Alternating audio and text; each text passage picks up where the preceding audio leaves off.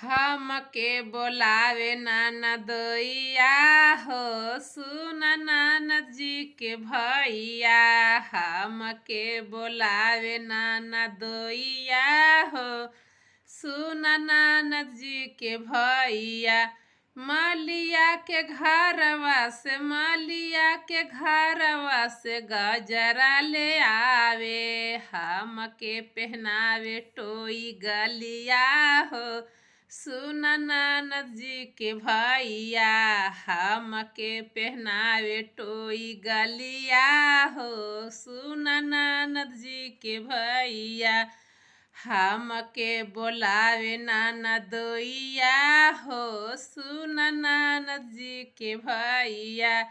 हमके बोलावे ननदोइया हो, सुन ननद जी के भैया।